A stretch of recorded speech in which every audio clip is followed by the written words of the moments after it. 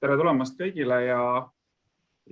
on tore näha, et meid on siin täpselt nii palju, kui on täna kokku tulnud.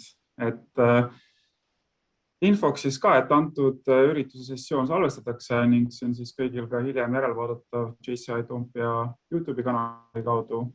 Ja kindlasti kõik vaatajad, kuulajad siis postitaksid küsimusi niipea, kui see tekib ja me võtame need küsimused siis sessiooni kõige viimases osas, kuid kui läheb vastavalt siis teemaga või mõne konkreetse punktiga, millest siis meie külalised kõnelevad, kui see läheb hästi kokku, et siis me võtame ka juba vahepeal vahele, et küsimusi võiks chatis siis nii, kui see tekib, küsida julgelt. Ja oleme siis jätkamas meie JCI loengute sarjaga, mille nimeks on siis Kutseradar ning eesmärgiks on siis teil kõigil gümnasistidel leida vastused loodetavasti oma eriala valikut puudutavatele küsimustele. Ja lisaks siis tänu meie külalistele siis meil on võimalus anda ka ülevaade, et täpselt millest siis erinevad ametid nii-öelda koosnevad, millised teadmised on vajalikud, oskused on vajalikud ning kuidas see erialaga võiks kokku sobitada või üldse, kas see on oluline, et minna konkreetselt just klassikaliselt tuntud siis just seda eriala õppima, et siis antud ametikohal saaks tööd üldse teha.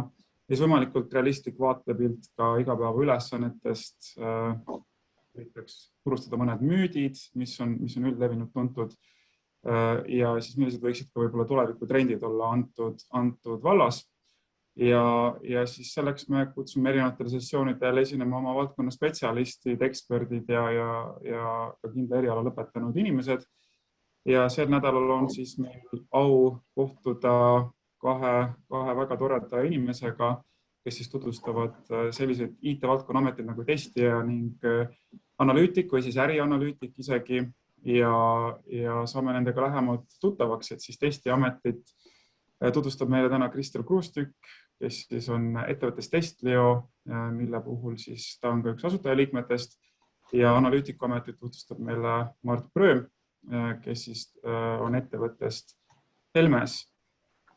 Võib-olla alustuseks küsiks publiku käest, et võite julgelt chati kirjutada, et kui paljud teist on mõelnud näiteks, et minna IT-d õppima või IT-valdkonnaga seonduvalt midagi üldse õppima. Et võite lihtsalt kirjutada, et tõsta kätt, et mina olen.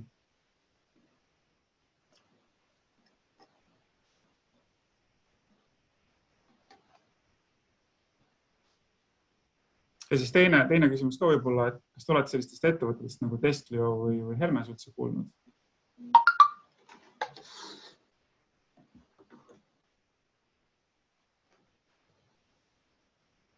Okei, Nikolai kirjutab matemaatika, IT ja majanduse vahel. Ja päris paljud on mõlemast ettevõttest või emast kummast kuulnud, tundub.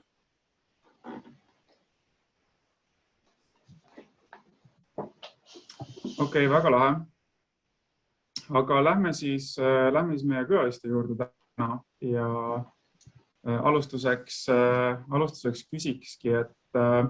et äkki te tutvustaksite ennast lühidalt, et kes te olete enda sõnutsi ja kus te täna töötate ja milline on teie tänane roll siis. Ja alustame Kristeliga. Tere, väga tore, et saab täna rohkem inimestele tutvustada siis testiametit. Mina olen siis täna olen ettevõtja ja sellise ettevõtte nagu Testlio asutaja ja Testlio on siis globaalne testijate võrgustik, mis viib kokku testijad siis suurettevõtetega, kes vajavad oma ettevõtete ja toodete testimist. Ja enne siis, kui ma ettevõtlusega alustasin, siis ma töötasin 3 aastat testijana ja minu missiooniks oli saada tegelikult maailma parimaks testijaks, aga siis kuna ma avastasin selles valdkonnas nii palju probleeme, siis ma otsustasin need läbi ettevõtluse ära lahendada ja täna on nagu äge olla sellises kohas, et me saame pakkuda testijatele üle maailma võimalust teha siis koostööd kõige ägedamate ettevõtetega ja testida siis nende rakendusi ja tooteid ja anda siis tagasisidet. Väga lahe. Ja liigume edasi Mardi juurde. Tere ka minu poolt, et nimeks Mart Prem, olen Hermeses töötanud 3,5 aastat, enne seda erinevates digiagentuurides ligikaudu 7 aastat. Tegelikult mina koolis ärianalüüsi ei õppinudki, ma õppisin ärindust ja turundust, aga elu viis ärianalüüsini. Et Hermes on üsna vana ettevõte, täpsemalt 30 aastat juba. Me pakume klientidele ärikriitilise tarkvara loomist, võib-olla hiljem räägime lähemalt, mis see ärikriitiline tarkvara on. 80% meie klientidest tegelikult on välismaalt. Meil on kontoreid nii Tallinnas, Minskis, Riias, Tartus ja meil on ligikaudu 1000 töötajat juba kõikide riikide peale, et võib öelda, et üsna suur töötaja. Aga võib-olla sellest lähtuvalt äkki räägiski lähemalt, et Kristel siis testi ja sul on endal ka minevikust nii palju kogemust, et olles siis selle teekonna läbi käinud algusest peale, et kuidas on võimalik testijaks saada, et kui sa kirjeldaksid, et kuidas keegi võib selle ameti peale sattuda, siis kas on oluline mingi konkreetne eriala ülikoolis valida või kust peaks alustama? Nii, ma arvan, et täna kõige parem on see, kui ma lihtsalt jagan teiega oma kogemust ja räägin võib-olla siis esialgu siis sellest, et kuidas mina siis selle testiametini jõudsin. Ja kui ma keskkooli lõpetasin, siis tõesti mul poleks osanud unistadagi sellest, et ma võiks ühel päeval testijaks saada. Testiamet on kindlasti sellel ajal, kui mina ülikooli läksin, ei olnud ta kuskil sellisel nähtaval kohal on ju, et kui ma IT kolledžis kandideerisin, siis mul oli seal valikus kas süsteemide administreerimine, arendus, tehnosuhtlus või analüüs. Aga testimisega ma puutusin esmakordselt kokku siis, kui meil oli IT kolledžis siis teisel kursusel tarkvara testimise alused ja see oli selline vist pooleaastane kursus, kus meil oli vaja panna kokku testimise plaan mingi enda sobivale, ma ei tea, mingisugusele website'ile ja sellega tegelikult asi piirduski. Ja ise ma sain testijaks läbi selle, et ma siis, mis oligi 2010 aastal, ma hakkasin siis ise IT-valdkonnas tööd otsima ja kuna minu minu arenduskogemus, programmeerimiskogemus oli nii väike, mul polnud põhimõtteliselt üldse praktikat olnud ja ma teadsin, et mul ei ole võimalust ennast minna nendele suurettevõtetele kas või interniks pakkuda, sest ma ei oska veel mitte midagi teha, siis ma otsustasin ühesõnaga, et ma pean mingi muu ameti leidma ja kõik, väga paljud minu need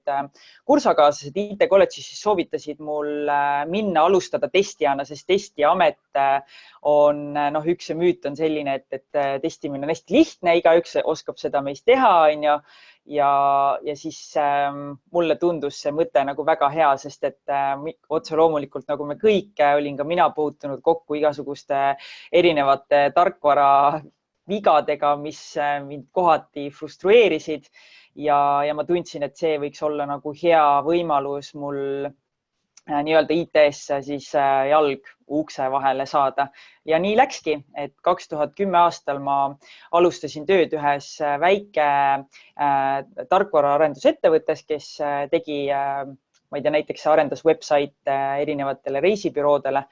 ja ma mäletan siiamaani, et kui ma esimest päeva nagu tööle läksin, et siis ainuke eesmärk, mis mul oligi siis see, et otsi lihtsalt tarkvarast Igoga keegi nagu rohkem võib-olla ei avanud mulle seda nagu ust, et noh, et ma ei tea, et sa pead mõtlema, ma ei tea, kasutaja kogemuse peale või sa pead mõtlema selle peale, mis brausereid meie lõppkasutajad kasutavad või siis üldse, et mis need prioriteedid on, et oli lihtsalt see, et hakka vigu otsima ja siis see oli minu esmane kokkupuude siis testimisega. Aga nüüd, kui ma mõtlen nagu sellest testiametist nagu suuremas pildis, siis väga tihti on see on nagu kõige enam kuuldud lugu minu puhul, kus testijad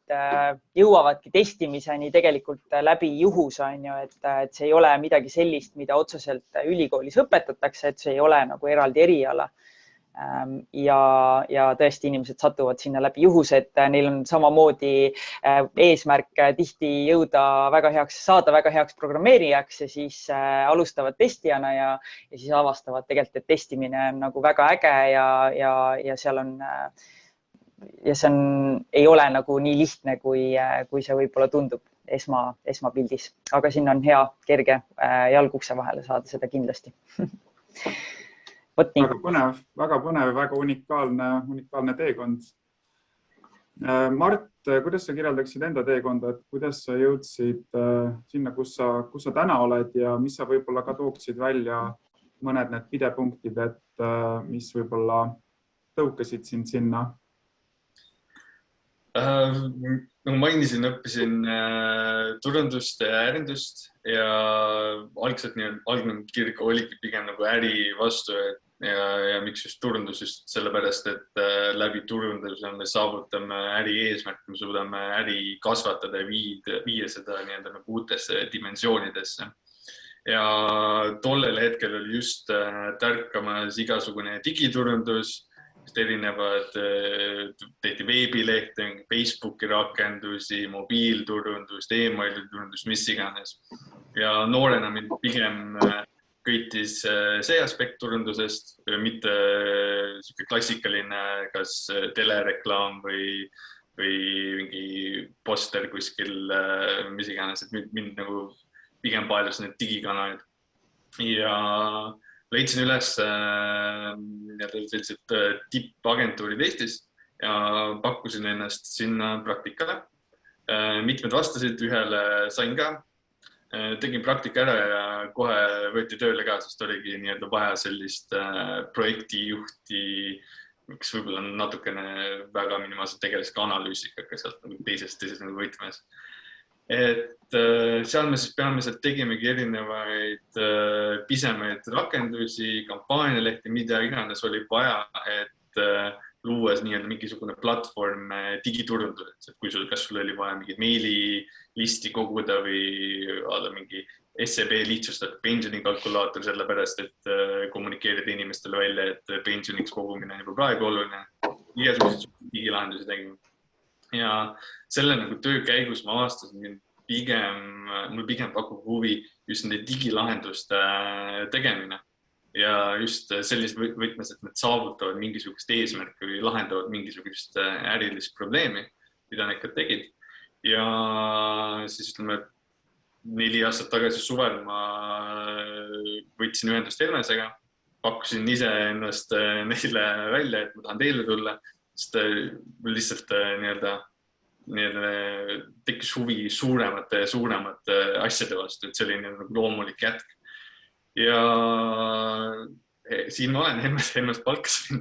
et kui ma klassikaliselt sellist ärianalüüsi ei õppinud, siis ma õppisin väga palju koha peal. Kindlasti sain rakendada ka oma eelnevaid teadmisi, mida ma digiagentuurides olin õppinud, aga need ei ole väga võrreldavad, et seal see skoop või see lahenduste iseloom oli väga marginaalne võrdes sellega, mida ikkagi Helmes teeb. Et huvitav teekond, otseselt seda koolis ei õppinud, aga elu ja kogemus on õpetanud ja siia välja viinud. Aga nüüd, kui võtta kinni sellest, et konkreetselt siis Helmese ja Testlio puhul, et siis mõlemad on nii-öelda näoga kliendi poole nii-öelda väärtusloome siis pakkumise puhul. Ja konkreetselt need ametikohad, et kuidas te kirjeldaksite, et kui palju sellel ametikohal tööd tehes on võimalik reaalselt midagi muuta ja ütleme, kui Helmestab uut projekti, et siis ärianalüütiku rollis, et kui palju sa tunned ja näed ja koged, et sa saad luua väärtust ja kui palju sinu tööst sõltub ja samamoodi testija siis rolli puhul, et kui palju on seda tunnetuslikku ja reaalset väärtust, mida siis lõpuks sa lood kliendile või projektile või tootele, et võib-olla saaks mõned mõtted selle koha pealt vahetada. Alustame Kristelist. No see on iga rolli puhul, ma arvan, on ettevõttes see, et sa tunned, et võib-olla sa oled selline väike osa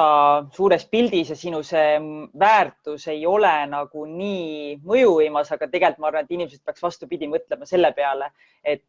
iga roll, oled sa testija, oled sa analüütik, oled sa disainer, oled sa ettevõttes keegi juhtpositsioonil, et iga roll toob ettevõttele nagu väga palju väärtust, on ju. Ja testijate puhul ma arvan, et testijate puhul just nimelt, kui meie nagu täna community's on rohkem kui 20 000 testijat, kellest küll mitte kõik ei testi aktiivselt meie platvormil, siis need testijad ju tegelikult igapäevaselt või kas või kord nädalas näiteks annavad kliendile tagasi, et kuule, et see ei tööta või see ei tööta, et nad hoiavad ära mingis mõttes sellist frustratsiooni nende lõppklientide poolt, on ju, et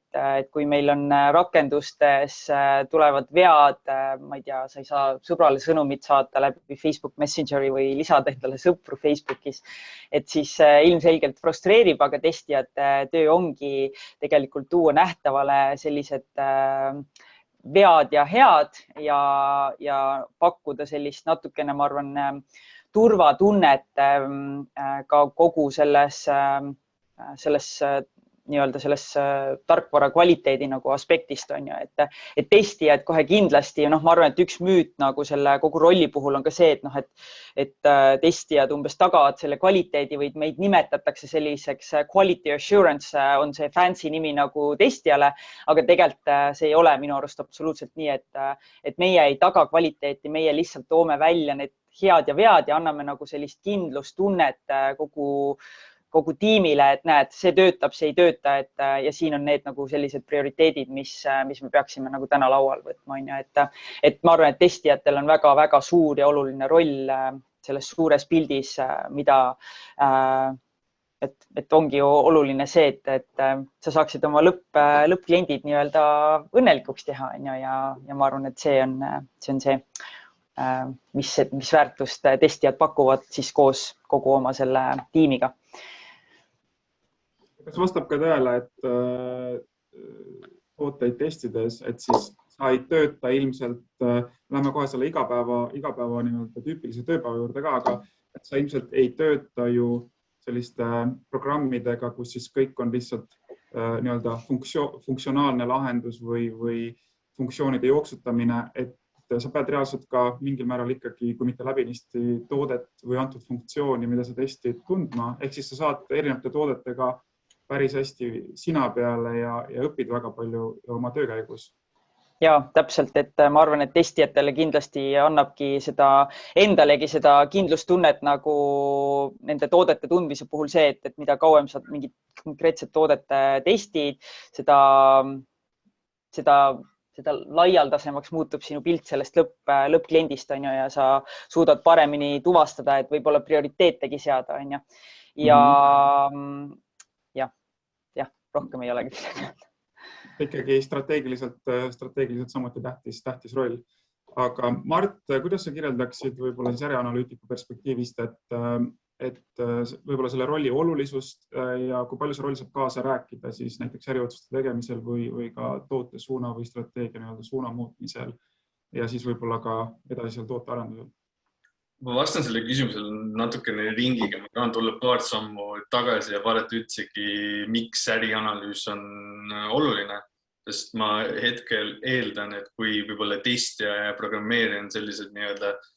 rohkem levinud ametikohad, siis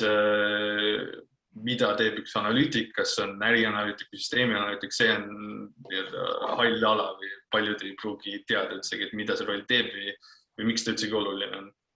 Esiteks, kuna meie pakume kliendile teenust, et klient tuleb meie juurde soovides teha mingit ärikriitilist tarkvara, mida ma ärikriitilise all silmas pean, on mingisugune kas süsteem või lahendus, ilma milleta ta ei saa sisuliselt oma äri teha. Võime tuua näiteks suvalise näite Telia, kelle peaäriks on nii-öelda siis esiteks mobiilside, internetiside teenuste pakkumine, lisaks müüvad ka erinevaid nutiseadme, mida iganes. Aga kindlasti nende nii-öelda nagu see põhiäri ei ole need süsteemid, mis võimaldavad neil kas neid asju müüa või mingid iseteenindussüsteemid või mingid logistikasüsteemid, et need on vaja luua. Ja siis lihtsustatult öelduna on kaks võimalust, kas sa teed endale nii-öelda sükse arendusmeeskonna või meeskonnad ettevõttesse sisse või sa ostad selle teenusena väljast, ehk siis nagu Helmes pakubki seda teenusena ja pigem nii-öelda nagu partnerina, kus me mõtleme kaasa, et kuidas nii-öelda ettevõtte äri viia järgmisele tasemele. Et see on nii-öelda see esimene punkt. Teine punkt on see, et kui klient tuleb meie jutule, siis tihtilugu tal on sellise nii-öelda, tal on mingi hea idee, tal on võib-olla mingisugused nõuded, aga tal ei ole nagu veel selge need detailid, kuidas on vaja teha, kellele see on mõeldud, mis probleeme see üldsegi lahendab. Ja kui sellist nagu analüüsi vahel ei oleks, mis nagu reaalsuses juhtub ka, kirjutatakse hästi palju koodi, mis läheb riiulisse seisma. Ja see ei ole efektiivne, sest kogu see koodi kirjutamine võtab aega ja aega on raha. Ehk siis siin tulebki mängu analüütik, kes sisuliselt klientide erinevate osapoolte, kõikide nii-öelda nagu rollide, kes tunnevad selle vastu huvi, ta lööb need nõuded, sisuliselt nagu pusletükki lööb tagasi, valmis pandud pusle lööb tagasi tükkideks, hakkab siis nagu kuskilt otsast vaatama, et mida me teeme, miks me teeme, mis eesmärk see saavutab. Et lõppeesmärk on jõuda selleni, et meil oleks kõikidele aru saada, mida me teeme ja kogu see kontekst, et me jumala eest ei kirjutaks midagi, mis ei lisa väärtust. Eks nagu analüütik on natukene see nagu vahelüliga kliendi ja siis nii-öelda arendusmeeskonna vahel ja tema on peamine, kes viib seda protsessi edasi, et me üldsegi teeks õiget asja ja kaardistaks ära, mida me peame tegema. Et oletame, et keegi siin tahab mingi uut mobiiliäppi teha, et sul on mingi hea idee,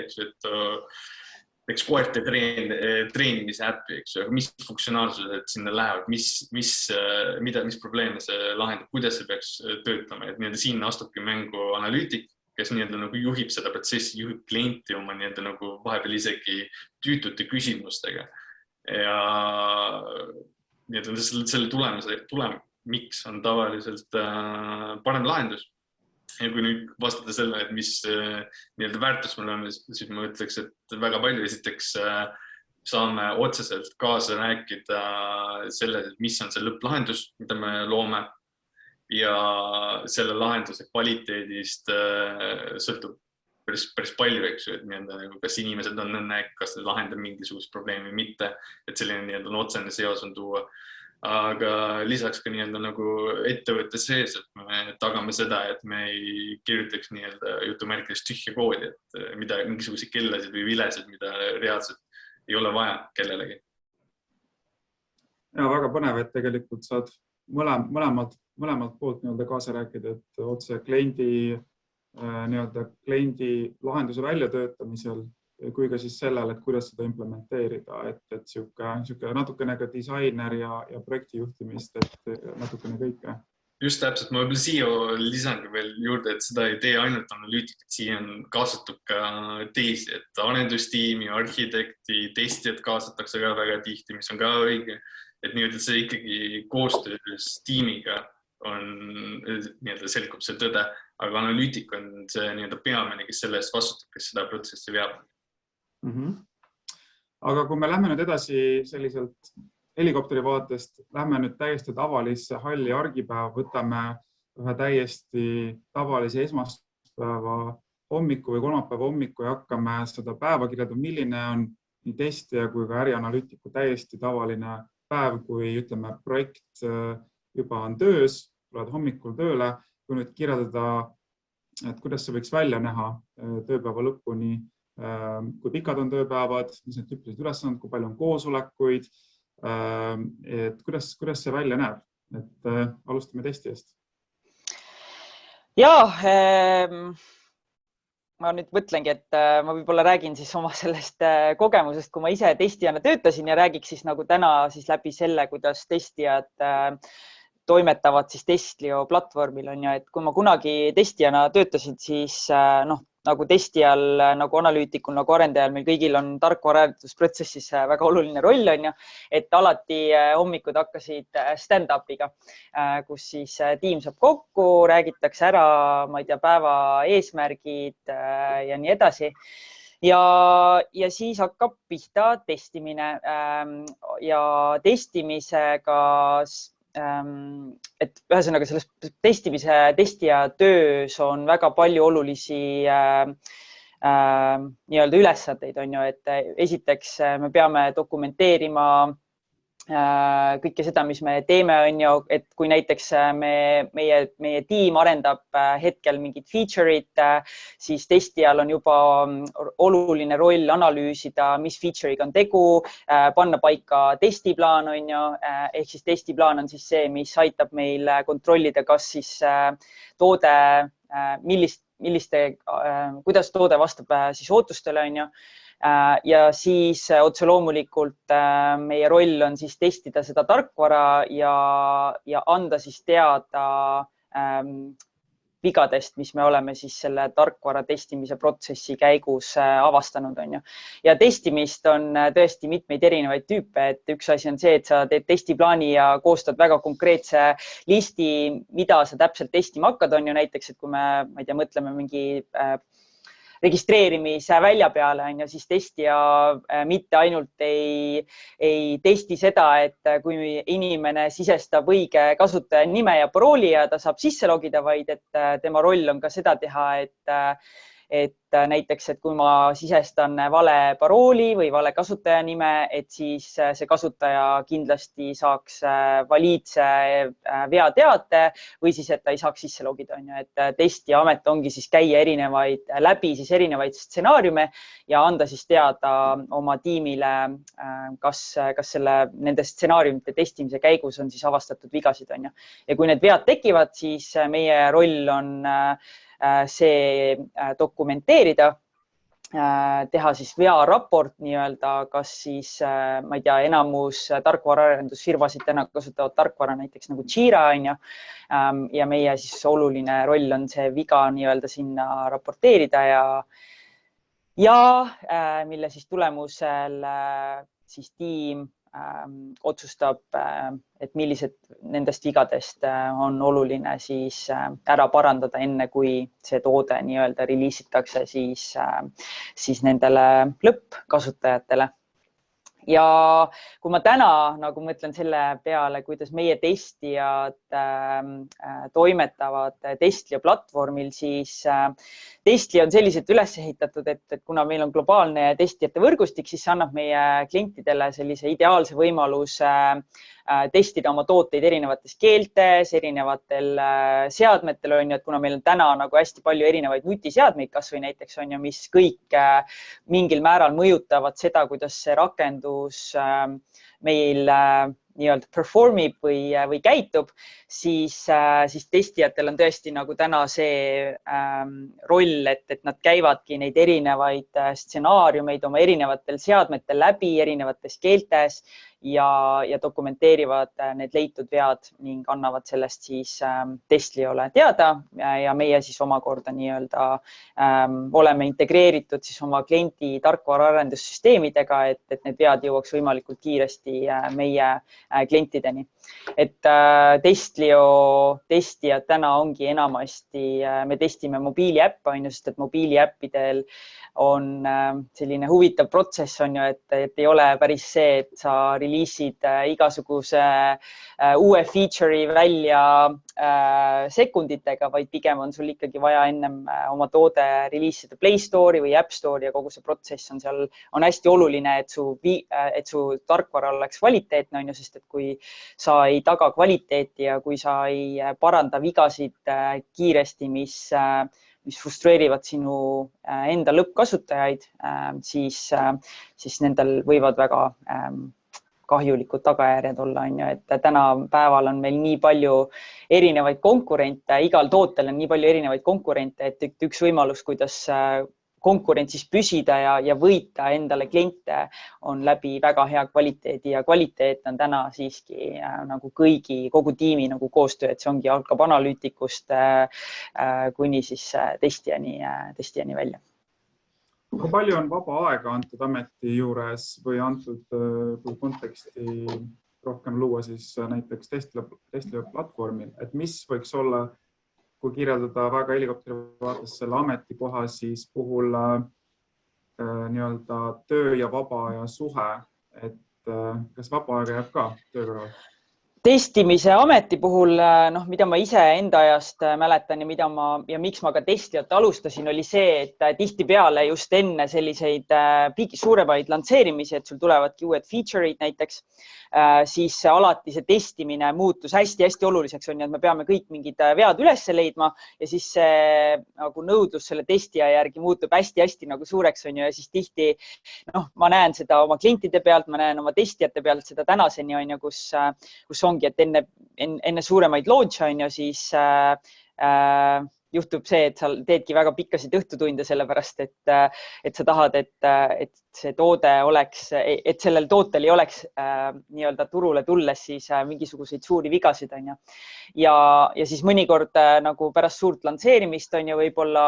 juhtub selline asi, et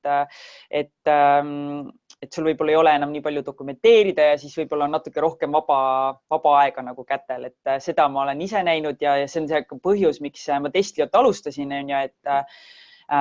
et ma nägin, et testimine ongi nagu väga tsükliline, on ju, et enne suurt launch'i sul on vaja nagu palju erinevaid device'e, brausereid, mida iganes läbi testida ja selleks on sul vaja lihtsalt palju rohkem testijaid, et seda, et ei tekiks sihukest nagu kogu aeg mingit sihukest nagu reaktiivset momenti, on ju, et enne launch'i siis muutub kuidagi nagu, või ma ei tea, ma võib-olla nii ei ütlekski, et lihtsalt, et ma ütlekski jah, et testimise amet oli tol ajal väga tsükliline ja täna nagu see ongi see, kuidas meie näiteks oma klientide seda probleemi just lahendame, ongi see, et sa tuled Testlio platvormile, on ju, sa saad endale testijad siis nii-öelda ma ei tea, saadki 20 testijat korraga, kes testivad sul siis erinevatel seadmetel selle rakenduse läbi ja annavad nendest vigadest teada. Väga põnev. Lähme siis ärianalüütiku igapäeva argielu juurde. Kui ma peaks nii-öelda jagama oma ühe päeva sellistesse sektoritesse või protsentidesse, siis ma ütleks, et circa 30% läheb mul erinevate koosolekute ja sellise research'i peale, et mis see research ja koosolekud endast tähendavad on erinevate klientide osapooltega, et illustreerituna, et räägid raamatupidamisega, räägid, ma ei tea, mingi turundusosakonnaga, mingite spetsialistega, kui sa midagi arendad, et kõikide huvid oleksid kaetud, kes seda konkreetset süsteemi või rakendust kasutaksid. Uuringute poole pealt samamoodi intervjuud, surfad andmetes, kas või teed mingisugust välitööd, mõnikord lähed välja reaalselt vaatama, kuidas midagi kasutatakse, viid läbi selliseid võib-olla mingi prototüübi testimisi ja nii edasi. Teed mingisuguseid workshop'e mingite kindlate töögruppidega. See on umbes 30%. 50% on kõik see, mis sellest esimesest välja tuleb, et sa pead hakkama ärivajadusi kaardistama, sellised arendusülesanded, et lihtsustame, et ma ei hakka rääkima, mis on use case, story'd, user story'd ja kõik sellised asjad. Ütleme, et arendusülesannete kirjeldamine, kus diagramme, kirjeldus, näidiseid, mis aitab ka testijat edasi, prototüüpe, mida iganes on vaja, sõltub nagu kontekstis. Sinna peale umbes läheb see nagu poole ajast. Ülejäänud 20% on võib-olla selline pinnapeale testimine, et see, mis on arendatud, vastab nagu high levelil ka sellele, mis on nagu soovitud, et selline detailne testimine jääb testijale, aga mina nagu hoian ennast kursis, et mida me lõpuks arendasime, kas see vastab nagu ootustele. Teen klientidele erinevaid demosid, et kui midagi uut saame valmis, siis ma näitan neile seda, tutvustan, panen mingisugust abimaterjali neile kokku. Suhtlen tihedalt arendusmeeskonnaga, kui mul on endal mingisuguseid küsimusi uute funktsionaalsuste osas või kui nendel on mingisuguseid täpsustavaid küsimusi. Tegelen planeerimisega, et teistsuguste projekti juhtimisülesannetega ja seal ma pigem olen nagu toetavas rollis, et kuna mina analüütikuna tõenäoliselt tunnen seda konkreetset toodet kõige paremini, siis ma saan nagu anda ka oma poolse sisendi sellesse, et kuidas me edasi liigume, et mis feature'id me järgmisena planeerime, kus on mingisugused sõltuvused, et see, ma ei tea, asja number 3 ei saa arendada enne, kui see number 1 ja 2 on nagu tehtud, eks, et panna selline nagu loogiline plaan ka. Ja siis igasugune muu kliendisuhtlus, natuke jääb kindlasti aega ka eneseharimiseks, Helmese sisesed koolitused, et me igast erinevatele rollidele ikkagi viime neid läbi ja mitte ainult nagu rollid spetsiifiliselt, vaid ka nagu üleüldiselt, kuidas tänapäeval tulla toime kodus töötamisega ja kuidas tulla toime stressiga või kuidas olla parem kuulaja, mis iganes, ka siuksed sellised koolitused, workshopid ja kõik. See võtab aega, aga see on kõik see viimane 20%, mis koosnebki igast erinevast pudivadist. Et aega kindlasti jääb üle ka, et võib-olla analüüsis nii sellist tsüklilisust ei ole, on selline nagu ühtlane tempo, eelduslik kõik nagu läheb nagu hästi. Et aega kindlasti muuks jääb üle ka, et klassikaline 9-5 tööpäev, mõnikord õhtuti ka millegi reageerida, see on pigem enda selline huvi. Et kõik algabki sellest, et kui sul tõeliselt meeldib see, mida sa teed, siis see ei ole ainult töö, mida sa teed raha pärast, vaid see on ka osaliselt su hobi, sulle reaalselt nagu meeldib. Ja ma arvan, et Kristjan täpselt samamoodi, et kui sul on vaja õhtul neid töötunde teha, siis sa ei löö kätt ette, siis sa reaalselt nagu naudid seda protsessi ja seda, et sinu töö tulemusena tekib mingisugune lisaväärtus. Täpselt, jah. Ma olen täiega nõus sinuga selles mõttes ka, et kui ma kunagi 2012 aastal kolisin Eestist ära ja ma tahtsin tõesti saada selleks maailma parimaks testijaks, siis ma avastasingi, et ma olin näiteks oma Londonis olin siis oma ettevõttes ainuke testija oma tiimis ja siis ma hakkasin lihtsalt näiteks käimagi erinevatel meetupidel, konverentsidel, hakkasin viima erinevaid valdkonna eksperte, kellele ma alt üles vaatasin, hakkasin viima neid lõunatele lihtsalt sellepärast, et õppida nagu nende kogemusest ja teiselt poolt ma leidsin ka seda, et praktika on üks asi, kuidas me saame nagu selles paremaks, mida me teeme ja siis ma leidsingi nagu erinevad sellised platvormid, mis siis viisid mind ühel päeval selle Testlio asutamiseni. Aga see on väga hea point, et iga töö puhul ma arvan, et on oluline see, et sa teed seda asja nagu kirega ja see on oluline. See on väga hea remark, et võib-olla küsikski Kristel, et mida sa enda töö juures kõige rohkem naudid? Ja mida kõige vähem? Ma vastan testija nagu perspektiivist, siis et kui ma testijana toimetasin, siis siis mulle meeldiski testiameti see, et ta kuidagi hõlmas endas nii palju erinevaid rolle, on ju, et ma pidin kuidagi väga palju suhtlema erinevate osapooltega. See ei olnud ainult see, et ma teen oma testiplaani valmis ja siis vaatan, kas see nagu toode vastab minu ootustele või minu tiimi ootustele või mitte, vaid pigem oli see, et ma pidin aru saama nendest prioriteetidest, ma pidin suhtlema selle lõppkliendiga, kellele me seda nii-öelda platvormi ehitasime, on ju, ma suhtlesin selle kliendiga, kes seda tööd tellis, on ju, ma suhtlesin oma tiimiga, ma pidin samamoodi, on ju, analüüsima, kui suure mõjuga on see viga näiteks versus see teine viga, on ju, et aru saada, et millised need vead on, millele me peaksime rohkem näiteks enne seda lansseerimist rõhku panema, on ju, sest paratamatult ma arvan, et me võiks tarkvara lõpmatuseni on ju arendada, et see täiuslik oleks, aga meil on alati mingi tähtajad, on ju, mille järgi me peame toimetama ja seetõttu nagu jah, tuleb omal neid prioriteete seada, nii et jah.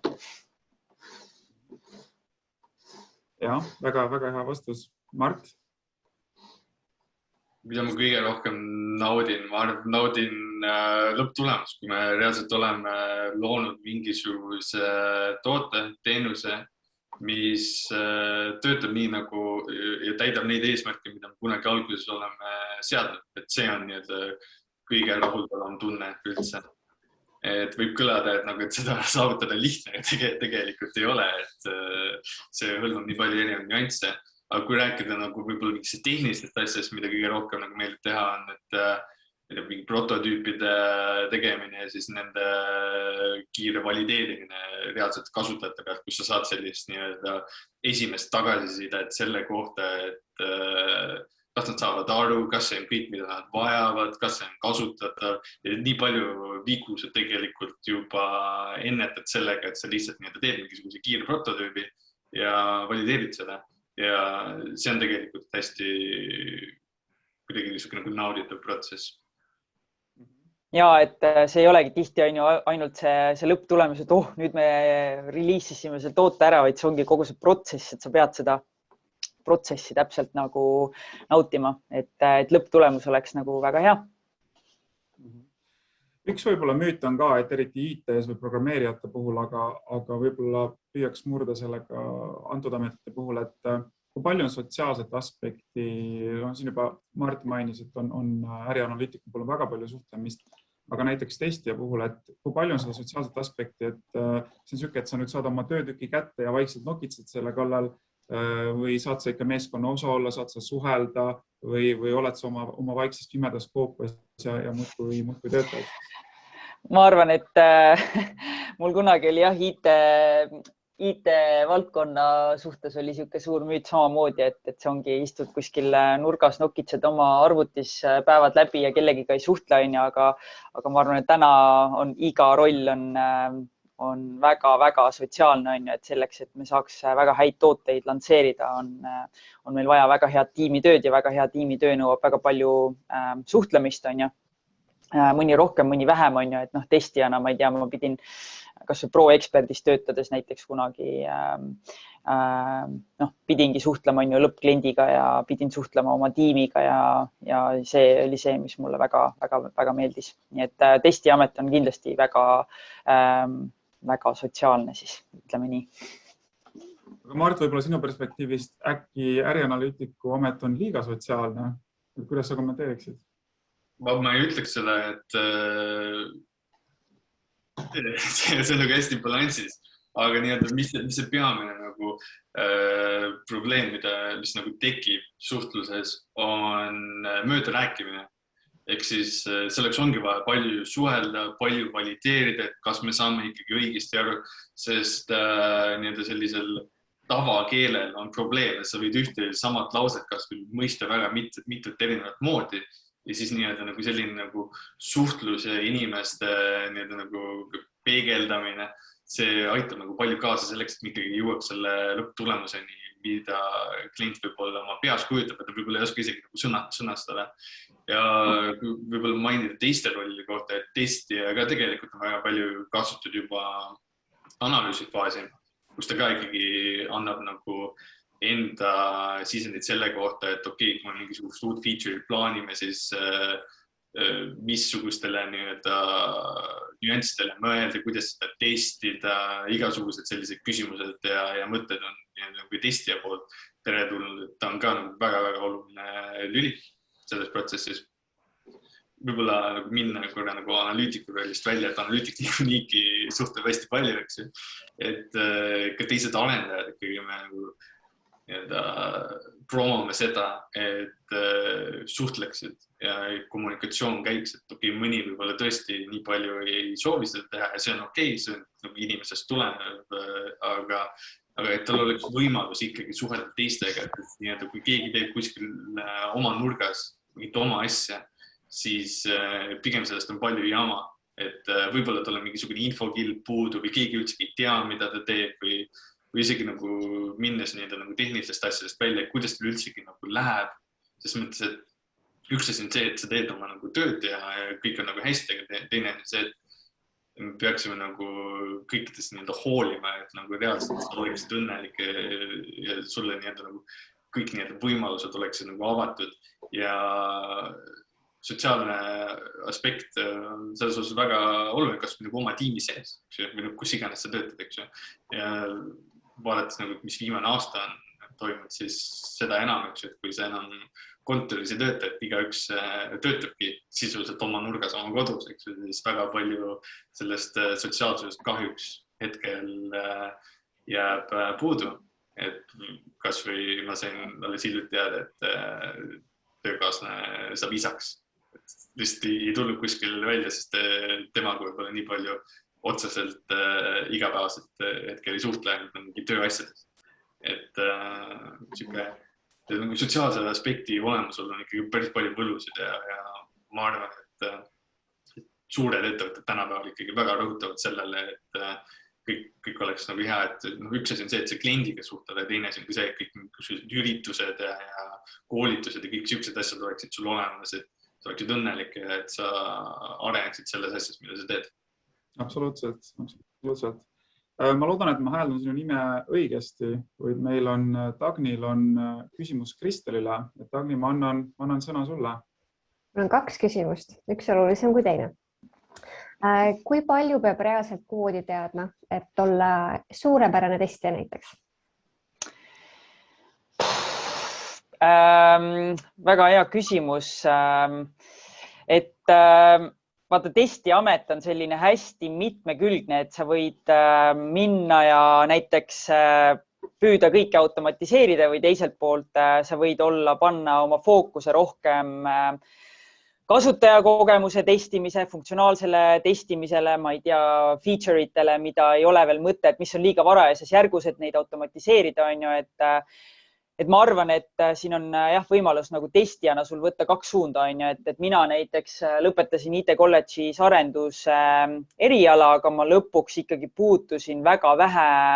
automatiseerimisega kokku, et lõpuks, kui ma läksin Londonisse, siis ma hakkasin tegelema automatiseerimisega, aga siis sündis Testlio ja sealt siis edasi, ma rohkem otseselt sellega kokku ei puutunud. Aga see annab kindlasti sulle testijana väga sellise parema kuidagi ülevaate ja pildi, aitab sul mõista arendajaid palju paremini, on ju, kui sul on see teadmine progemisest, on ju. Et jah, siis selline lai vastus. Okei, aitäh. Teine natuke sellega seotud ka, et kas teinekord on juhtunud midagi sellist, et sina kui testija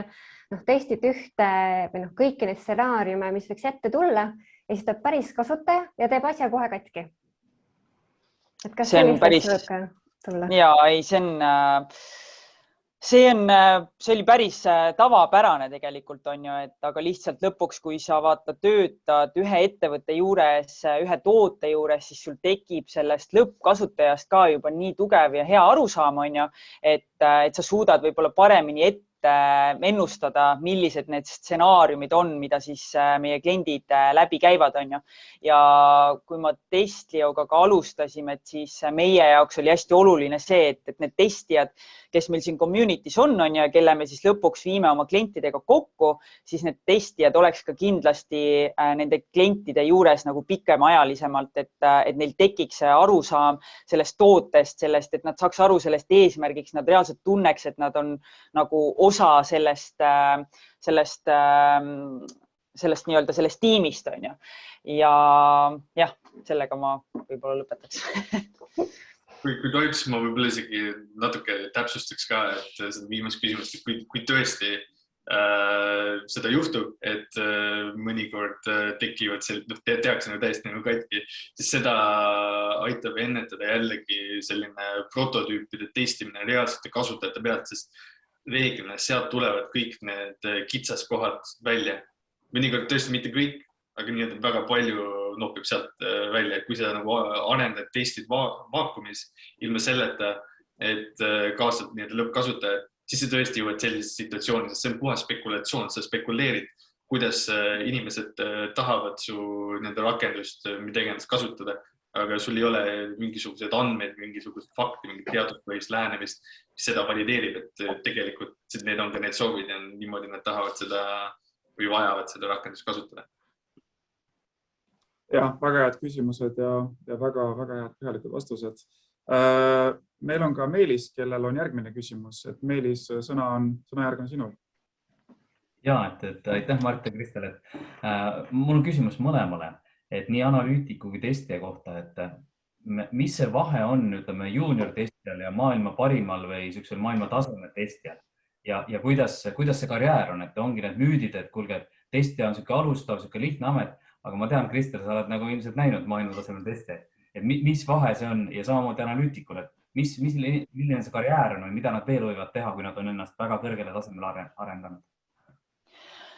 No testimise või testiameti puhul, vaata testijana tekib sul see suurem arusaam, mis tüüpi testimisi sul üldse näiteks võimalik on teha, on ju, et kui mina kunagi testijana alustasin, siis minu ainus eesmärk oli see, et ma lihtsalt leiaks palju vigu, aga ma ei pannud kunagi ennast kandma neid mitut mütsi, et ma ei tea, et kui palju, ma ei tea, kasutajaid näiteks kasutab seda rakendust üheaegselt või kui oluline on näiteks sellel kasutaja kogemusel on ju või ma ei tea, kaua see feature siin meil eksisteerinud on, äkki see on mõistlik üldse automatiseerida, on ju, et ma arvan, et see karjäär, nagu ma arvan, et sul on võimalik areneda lõputult selles testiametis ja saada järjest rohkem siis nii-öelda saada järjest nagu rohkem aru sellest, et mis sul kõik võimalik ära on teha testijana. Nii et see on niisugune lõputu areng minu jaoks nagu, ma ei tea, iga ametiga siin või iga rolliga, mis meil on siin nagu elus antud. Mis vahe on siis junioril ja ütleme, suurepärase spetsialistil kogemus, tehnilised oskused, ka igasugused pehmed oskused, et kui sa juniorina sisse tuled, siis sa oled igas valdkonnas roheline ja Kristel eelnevalt ütles, et sa kogud seda kogemust kõige paremini praktikas, et mitte keegi meist ei ole sündinud suurepärasena, vaid sa omandad neid oskusi läbi praktika, läbi enda tehtud vigade, läbi lihtsalt korduse, läbi harjutuse, et senior analüütik suudab lihtsalt luua palju rohkem väärtust nii kliendile kui enda arendusmeeskonnale, sealjuures ilmselt kasutades palju vähem nagu aega, et mida siia lisada. Ma ei tea, Meelis, kas sa said oma vastuse? Ja, kuna ma tean lihtsalt, et inimesed arvata, et tulen tööle ja ongi kõik, on ju. Õpin testima, analüüsima, aga need arenguvõimalused ja see, et võib-olla, mis tasemel ka neid väljakutseid ja kõik ettevõtted. Ma tean, et Kristel on kohtunud siin maailma kõige paremate testijatega, kes on kirjutanud raamatuid, on ju. Ja see ei ole sama, kes koolist tuleb ja siis 2 aastat testib, täpselt, et ma mäletan jah, kuidas James Bach näiteks on üks maailma sihuke tunnustatuim testija või oli nagu väga pikka aega, kuni ta väga teravate väljaütlemiseni sai oma communitylt kõvasti halvustavat tagasisidet, et tema oli lõpuks näiteks seotud Microsoftis mingite väga suurte nagu selliste kohtu case'idega ja teda kaasati väga palju testijana, sest et tal oli võime nagu näha asju selliste nurkade alt, mida paljudel teistel ei olnud lihtsalt, on ju, aga testijana sa oled kogu aeg nagu mõtled, et oh my god, mis need kõik võimalikud stsenaariumid on, see asi nagu katki teha, on ju, et päris huvitav. Oma poolt lisaks veel ühe nüanssi, et mis on vahe juunioril ja seenioriga see, et seenior hakkab enda kogemust edasi andma ka uuele põlvkonnale. Umbes nagu me siin teeme, et õpetab juuniorid nii-öelda nagu siuke giving back aspekt, eks ju, et kus reaalselt treenid juba järgmisi välja. Et paratamatult on see, et osad nii-öelda nüansid tulevad sul töö käigus, et nii-öelda sa saad ikkagi siukest mentorlust pakkuda, et nii-öelda aidata neid paremini selle nagu õige eduka tee peale. Ja, väga head perspektiivid. Meil on veel üks küsimus ühelt küsijalt. Ma küsiksin ka jah, et kui me natuke nüüd rääkisime sellest, et millised on need arenemisvõimalused selle ameti siseselt, siis kui lihtne või raske on siis liikuda nende nii analüütiku kui siis ka testija pealt, ütleme, teistele ametitele IT-valdkonnas, et nad on omavahel küll hästi palju seotud, aga võib-olla milliste ametitega näiteks rohkem seotud või oma kogemusest, kas te olete näinud, et mis suunas näiteks, kui keegi tahab liikuda, et kuhu nad lähevad või teiste ametite peale? Okei, ma alustan. Analüütikul kindlasti kõige loogilisem on liikuda võib-olla juhtimispositsioonidele, et kas mingisugune tiimijuht või ärisuunajuht või midagi sellist. Kindlasti võib ka liikuda testimise poole peale. Pole näinud veel ühtegi, kes liiguks analüütiku koha pealt arendajaks, aga teoreetiliselt see on ka võimalik, muidugi on ju. Võib-olla sa pead lihtsalt õppima programmiga oma olemasolevaid oskusi värskendama, aga eks neid ametikohti sellise nagu äri poole palju enam, et igasugused product owner, product manager, et mis on ka nagu mingis mõttes hõlmavad analüüsi või nagu sellist nagu tarkvara arendust, aga need otseselt ei ole nagu siuksed koodi kirjutavad rollid, et pigem siuke liikuvus on, aga just nende erinevate mitte koodi kirjutavate rollide vahel. Ja testija puhul samamoodi, et sul on võimalus tõesti kuhu iganes sa tahad liikuda, on ju, et mida mina olen nagu väga palju näinud, on testijad lähevadki analüütikuks või testijad lähevad tootejuhiks, on ju, et meil kas või community's kuulen, on ju, kuidas inimesed tänu testija kogemusele on kasvanud erinevatesse rollidesse, on ju, mis on rohkem nende nägu, on ju nii-öelda, et ja selles mõttes ma arvan, et IT-valdkonnas on jah iga erineva rolli vahel väga suhteliselt lihtne võimalus liikuda, lihtsalt sa pead seda ise piisavalt tahtma. Ma küsiks kohe natuke seotud küsimus, et kui kerge või raske näiteks väljaspool IT-d oleval inimesel näiteks siis testija või analüütiku rolli peale liikuda? Väljaspool IT-d siis sa mõtled inimesel, kes pole IT-d õppima läinud või? No näiteks, jah. No mõtleks, et on mingi turundaja näiteks. No näiteks, mis ma nagu näinud olen, on ju näiteks, kuidas testijad, väga palju testijad, kellega mina oma elus kokku puutunud olen, on näiteks olnud väga suured mänguhuvilised, on ju, ja väga palju mänguettevõtteid, ma ei tea, arendatakse mis iganes strateegiamänge, et nendel on väga suured sellised community'd, kus siis näiteks otsitaksegi inimesi testima, sest et need mängijad, need fanatid on nagu nii selle mängu sees on ju, et neil on väga kerge siis nii-öelda saada jalg ukse vahele just testiametis, sest et nad tunnevad seda mängu ja nad juba teavad, et mis siin nagu valesti on ja mis peaks teistmoodi olema. Et seda ma olen palju kuulnud ja palju näinud ka ise, kus siis inimesed tõesti tulevad täiesti sellisest, mitte siis IT nii-öelda valdkonnast on ju testiametile, aga jah, ma ei tea, ma lõpuks ütlengi, et kui sa tõesti elus vaata midagi väga-väga tahad, siis küll sa ka saad selle ja tuleb lihtsalt õppida ja ennast harida ja sellest tihti piisabki. Kindlasti, eks nii-öelda kool ole ainult üks võimalikest väljunditest, kus sa saad õppida, et saab ka mujal, saab ka iseseisvalt. Ma ise olen ka mingis mõttes näide, et ma ei õppinud ju ärianalüüs või arendust ja siin ma olen. Et muidugi on raskem, kui sa tuled inimesena tänavalt võhivõõrana IT-le, aga kui sul on piisavalt sellist nagu hakkamist, nagu Kristo ütles, sa saavutad edu. Et võib-olla meie rollides rohkem isegi loeb see, milline see isiksuselt oled ja niisuguseid asju väga raske õpetada. Et analüütikuna sa pead olema selline hästi uudishimulik, et kui sa tahad teada, kuidas mingid asjad töötavad ja testida hästi palju, et kas see on õige lahendus või mitte, tunned nagu äri vastu huvi ja üldsegi sa tahad teada, kuidas asjad töötavad. Uudishimu on väga raske inimesele õpetada, kas sul on või ei ole. Ja samamoodi näiteks kommunikatsioonioskused, analüütikud väga-väga vajalikud, et teha arendajatele selgeks mingisugused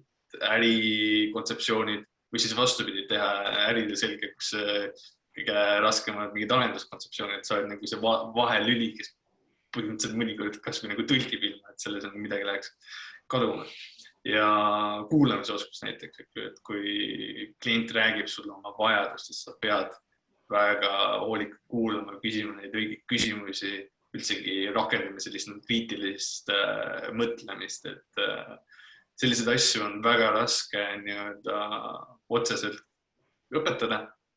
Kindlasti sa saad neid edasi arendada, aga mida ma tahan öelda on see, et hästi palju nendes iseloomu omadustes või nendes pehmites oskustes, mis teevad sinu suurepäraseks selles rollis. Need ei ole üldsegi tehnilised oskused. Et kuidas teha prototüüpe või kuidas teha mingit diagrammi, kui sa ei oska, seda pole hullu, sa õpid selle ära, seal on mingid omasugused head tavad. See ei ole maailma kõige keerulisem asi. Et pigem loeb see, et kes sa isikuna oled ja sinu enda potentsiaal. Väga hea perspektiiv, Mart. Ma vaatan, et meie aeg on väga kiiresti ja halastamatult liikunud, et me võiksime vabalt veel tund aega rääkida, mida me võib-olla peaksimegi tegema jätku sellele sarjale või episoodile. Aga 30 sekundit teile mõlemile, Mart ja Kristel, kui on üks nõuanne, mis te saaksite anda hästi lühidalt kellegile, kes siis soovib sihtida, et ta valib testija ametirolli või ärianalüütika ametirolli, siis mis te ütleksite? Ma teen 5 sekundiga, et pigem on see, et kui sa tahad minna testijaks, siis mine ja tee seda ja ära unusta tõesti enda ümber võtta rohkem valdkonna eksperte ja küsida neilt abi ja nõu ja that's about it. No ma sellist küsimust ei oodanud, puusalt panen, aga ma ütleks, et tee endale, noorena tee endale selgeks, mis sind huvitab ja lähtu sellest ja katseta, sest noorena selle vea hind ei ole üldsegi suur. Vaata ühte asja, vaata teist asja, mis sul kõige paremalt sobib, mis lööb sul silmas ära ja sealt lähtudes liigu edasi, ära üldsegi muretse erinevad komistuste peale, mis sul ees ootavad, et see on kõik loomulik asja osas. Ära karda lihtsalt hakka kuskilt otsast tegema. Peamine ongi see, et kui eeldavalt mainisime, et sa reaalselt naudiksid või armastaksid seda, mida sa teed, et see on tõeline edu alus. Väärt nõuanded, väga väärt nõuanded, et ühine tegur on kindlasti ka see, et mõlemi teie nõuande puhul, et just do it ja siis sa saad oma järgmise sammu juba leida, et tuleb see esimene samm astuda. Aga võtaks siinkohal siis kokku, et kõikidele õpilastele suur aitäh sisse lülitumast. Väga-väga suured tänud meie kõigi poolt Kristelile ja Mardile. Antud saade on järelvaadatav ka YouTube'i kanalis siis mõne päeva pärast, kui mitte juba täna õhtul. Ja võib-olla, kui kellelgi tekib veel küsimusi järelkajana, et siis julgelt postitage Kutseradari Facebooki lehele ja kindlasti toimetame need Kristelile ja Mardile, kes siis saavad veel hiljem neile näiteks vastata ja siis me jagame neid vastuseid ka seal Facebooki lehel. Ning kindlasti olete kõik kutsutud jälgima Kutseradari Facebooki lehte, et seal on siis kava meie järgmiste ürituste ja loengusarjade osas. Aga suur aitäh teile kõigile ja ilusat päeva jätku!